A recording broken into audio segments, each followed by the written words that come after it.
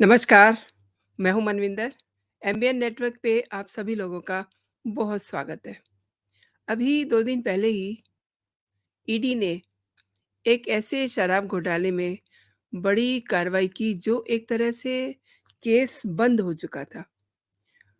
Court के and से इस केस को बंद कर दिया गया था, ये कह कर के कि इस केस में कोई जान नहीं है। ये केस है छत्तीसगढ़ का शराब घोटाला। आप चाहें तो इसे गूगल करके देखिएगा।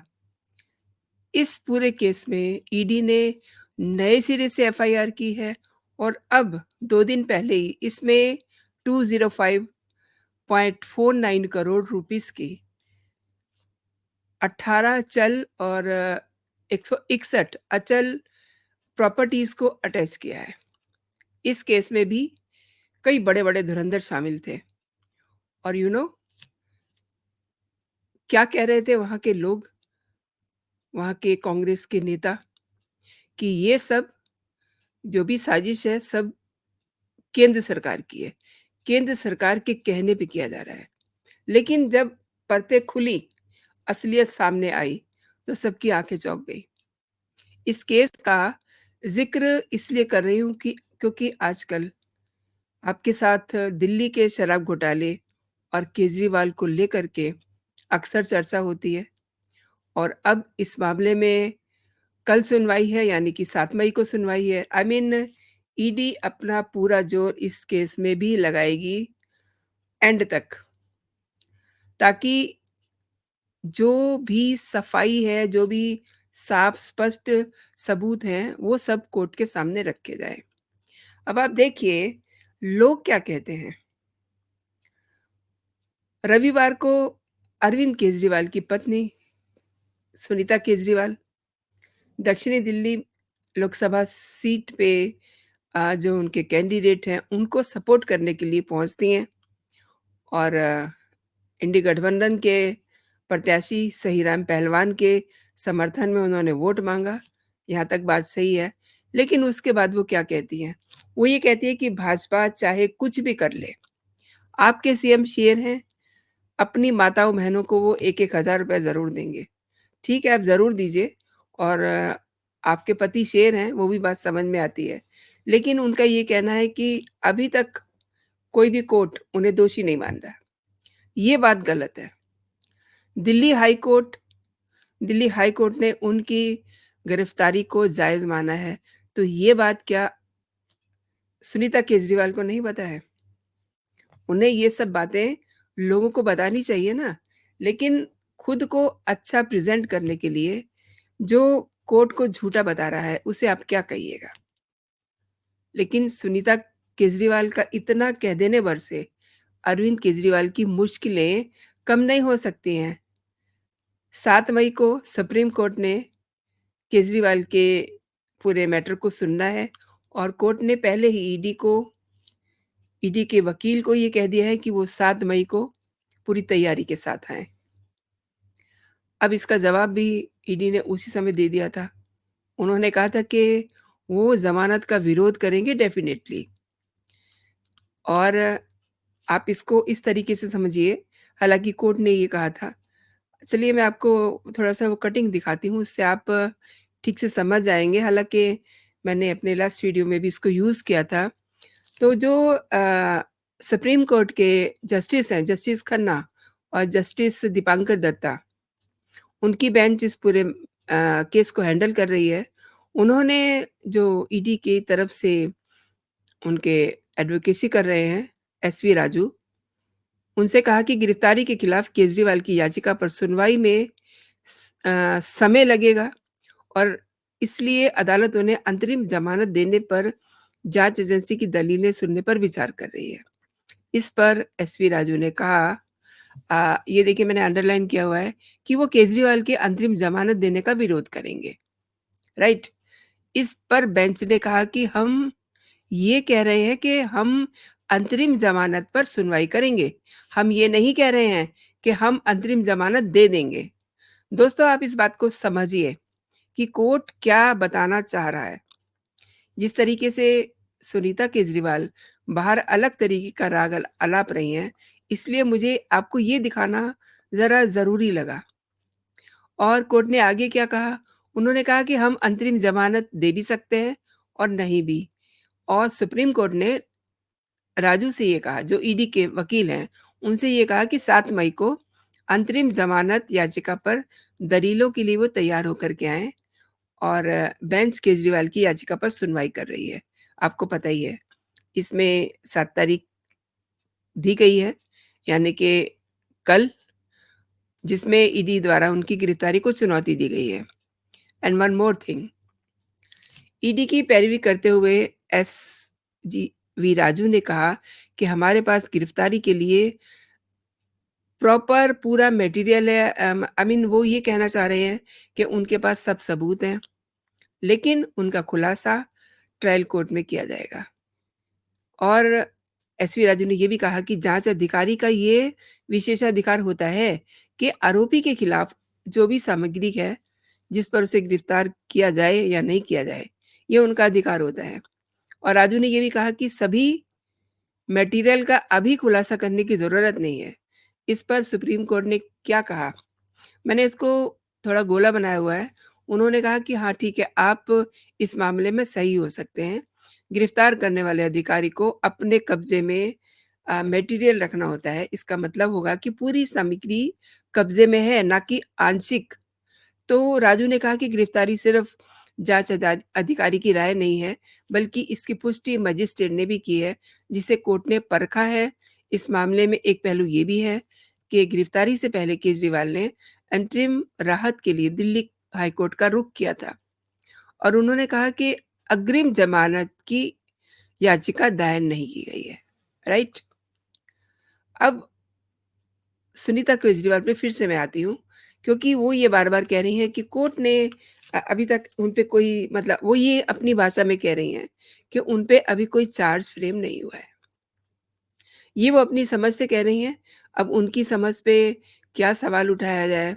दरअसल कोर्ट जो है ना, वो भावनाओं पर नहीं चलता। अब सुनीता केजरीवाल बहुत इमोशनली लोगों के साथ कनेक्ट हो रही हैं। वो अपने पर्सनल बातें लोगों के साथ शेयर कर रही हैं कि उनकी शादी को 30 साल हो चुके हैं। जब उनकी शादी तय हुई थी तो उनसे एक ही सवाल पूछा गया था कि केजरीवाल के समाज सेवा करने से कोई दिक्कत तो नहीं होगी? और वो एक आम आदमी की ज़िंदगी को बेहतर बनाना चाहते हैं, ये उनकी पत्नी कह रही है। आई मीन केजरीवाल आम आदमी की ज़िंदगी को बेहतर बनाना चाहते हैं और 2011 में लोगों के हक के लिए 2 बार लंबे-लंबे अनशन भी किए। और केजरीवाल को पिछले साल से शुगर है, ये भी वो बता रही हैं। ये सब बातें आप लोगों को भी पता है, इस पे बहुत सारी बात हो चुकी है, लेकिन वो पब्लिक में जाकर के यहाँ तक बात करें, ठीक है, लेकिन जब वो ये कहती हैं कि कोर्ट ने उनको गलत तरीके से रखा हुआ है, तो ये बात दोस्तों गलत है। मैं इसलिए आज आपके सामने फिर से प्रस्तुत हुई हूँ, ये सब चीज़ें क्लियर करने के लिए। अच्छा, कोर्ट ने भी ये एन्श्योर कर लिया है कि ईडी के पास किस तरह के प्रूफ हैं, मटेरियल है, जिसे ईडी शो करना चाहती है। वैसे केजरीवाल का हक है और उनका हक जायज़ है कि वो चुनाव प्रचार करें। अगर उन्हें सुप्रीम कोर्ट इस चीज़ की इजाज़त देता है, देन वेल एंड गुड।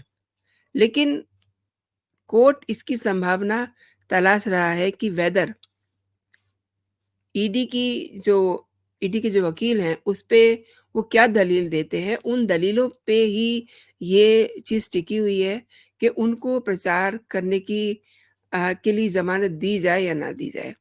मैंने पहले भी आपसे ये बात शेयर की थी कि अगर अरविंद केजरीवाल प्रचार के लिए जाते हैं, तो क्या पूरे समय उनके साथ प्रोटेक्शन रहेगी? उनके साथ सिक्योरिटी रहेगी, जो कि बिल्कुल भी पॉसिबल नहीं है। चुनाव का समय चल रहा है, वो भीड़ में जाएँगे, मतलब हज़ारों की भीड़ भी हो सकती है और उस भीड़ में किस तरीके से, चूँकि वो ज़मानत पर हैं, उनको एक छोटे पीरियड के लिए सपोज़ करिए ज़मानत दी जाती है। अभी 2 दिन पहले ही हेमंत सोरेन को भी 1 दिन की ज़मानत दी गई। उनके परिवार में किसी की डेथ हो गई थी। उनके श्राद्ध के लिए उनको 1 दिन की ज़मानत दी गई, लेकिन उनके साथ पूरे समय पुलिस रहती है। अब क्या ये पॉसिबल है कि चुनाव प्रचार के दौरान भीड़-भाड़ वाले इलाके में अ, अरविंद केजरीवाल के साथ इतनी सारी प्रोटेक्शन रहे? ये संभव नहीं है। फिर भी फिर भी अगर सुप्रीम कोर्ट ये चाहेगा, तो वो ज़रूर प्रचार करेंगे। लेकिन दोस्तों, मैं एक चीज़ आपको बताना चाह रही हूँ कि ईडी ने अपने पास एक ट्रम्प कार्ड रखा हुआ है, जिसका खुलासा वो जल्दी ही करने जा रही है। अब तक जो चीज़ें हुई हैं, वो सब आपको पता है। लेकिन एक नई चीज़, एक नया डॉक्यूमेंटेशन प्रेज़ेंट करने जा रही है वो कोर्ट में। वो डॉक्यूमेंटेशन होगा चार्जशीट का, सप्लीमेंट्री चार्जशीट का, जो उसे मतलब केजरीवाल की वजह से नहीं दिखाना है, वो 15 तारीख तक उनको ज़रूर दिखाना है। लेकिन अब ये हो सकता है कि उनकी ज़मानत का विरोध करने के लिए उस चार्जशीट को वो कोर्ट में दाखिल कर दें, समय से पहले ही। ये ईडी के पास तुरुप का पत्ता है। इसे वो ज़रूर चलेगी, क्योंकि जब ईडी के वकील कह चुके हैं कि हम अरविंद केजरीवाल की गिरफ्तारी का विरोध करेंगे, तो विरोध करेंगे वो, डेफ़िनेटली करेंगे। अब आप ये भी देखिए कि इससे अदरवाइज़ भी, मतलब ये ज़मानत ही नहीं, ज़मानत मिले या ना मिले, ये एक डिफरेंट केस है। इसके अलावा भी ये चार्जशीट अरविंद केजरीवाल की मुश्किलें बहुत ज़्यादा बढ़ाने वाली है, क्योंकि शराब घोटाले में ईडी की नई चार्जशीट अ, दाखिल होने जा रही है। ये सप्लीमेंट्री चार्जशीट होगी। इसमें इस बार अरविंद केजरीवाल और के कविता के अलावा आम आदमी पार्टी का भी नाम शामिल होने वाला है। इसके अलावा मनीष सिसोदिया, संजय सिंह, जो ज़मानत पर बाहर हैं, जो इतना शोर मचा रहे हैं, उनका भी नाम हो सकता है। तो आप समझिए कि आम आदमी पार्टी के लिए कितनी सारी मुसीबतें बढ़ जाएँगी। ये चाह रहे हैं कि ये चुनाव प्रचार करे, लेकिन चुनाव प्रचार तो व्हाट आई थिंक बहुत दूर की बात है। अब नियमानुसार के कविता की जिस दिन गिरफ्तारी हुई थी, उस दिन से 60 दिन पूरे होने तक, यानी कि विदिन 60 डेज़ ये चार्जशीट दाखिल होनी ही है। अब इसको 2 दिन पहले भी किया जा सकता है, ज़रूरी नहीं है कि 60 दिन पे ही करना है। इसको 7 तारीख को भी ईडी कोर्ट में पेश कर सकती है। अब उसमें जब ये सारे नामों के खुलासे होंगे, तो मामला सारा बिगड़ जाएगा। यो जो खेल अरविंद केजरीवाल की लीगल टीम सोच रही है कि वो कर लेंगे, वो करना इतना आसान नहीं है। मैंने शुरू में जो छत्तीसगढ़ के शराब घोटाले का ज़िक्र किया था, वो इसीलिए किया था क्योंकि ईडी टिल एंड तक अपना पूरा ज़ोर लगाती है कि वो इस मामले में जो भी दोषी है, उसको वो सज़ा दिला सकें। यही ईडी का काम होता है और कोर्ट का काम होता है कि वो दोनों लोगों को सुने, उसके अनुसार अपना फैसला दे। तो ईडी ने छत्तीसगढ़ वाले मामले में, वो मामला बंद हो चुका था, उसको रद्द कर दिया गया था। जो कुछ भी कार्रवाई हुई थी, सब कुछ, सबको बरी कर दिया गया था और उसके बाद ईडी ने फ्रेश एफआईआर की। उसके बाद फिर से कार्रवाई होती है और उसके बाद जैसा कि मैंने आपको बताया कि करीब-करीब 180 प्रॉपर्टीज़ जो हैं, वो सीज़ की गई।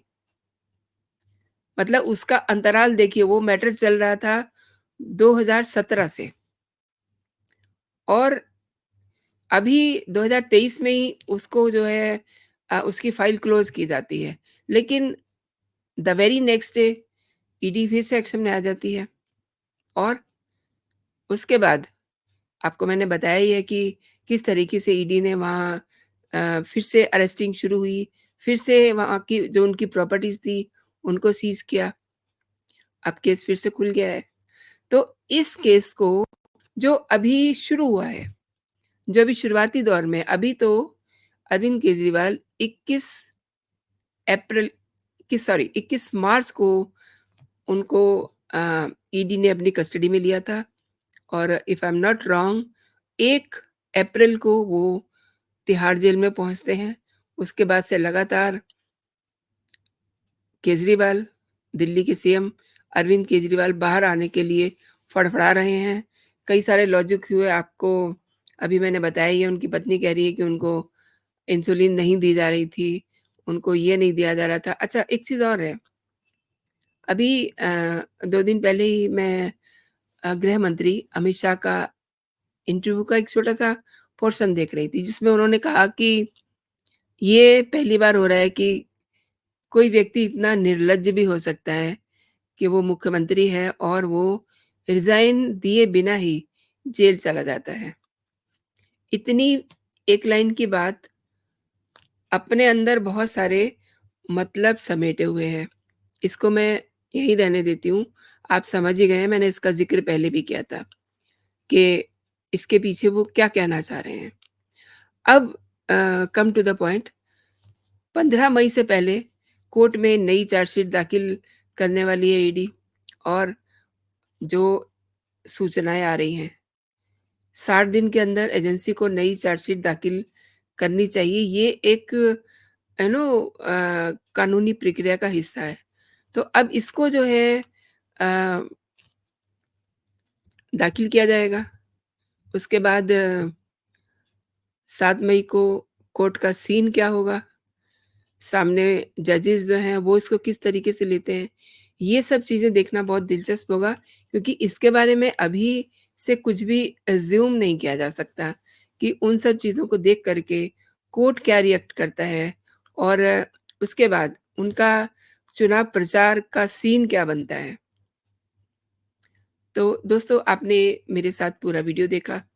आपका बहुत-बहुत धन्यवाद एंड अगर आपको मेरे कंटेंट पसंद आ रहे हैं, तो आप मेरे वीडियो को लाइक ज़रूर कीजिए, इस पे अपनी टिप्पणी भी दीजिए एंड वन मोर थिंग, जो बेल आइकन रहता है ना, कई लोग मुझे ये शिकायत कर रहे हैं कि उन्हें मेरे नोटिफ़िकेशन नहीं मिल रहे हैं। तो बहुत ईज़ी वे है, जो बेल आइकन रहता है, उसको आप प्रेस कर लीजिए, आपको हर वीडियो का नोटिफ़िकेशन मिलेगा। तो अभी के लिए दोस्तों इतना ही, आप अपना और अपनों का बहुत सारा ख़्याल रखिए। खुश रहिए, स्वस्थ रहिए। जय हिंद, जय भारत।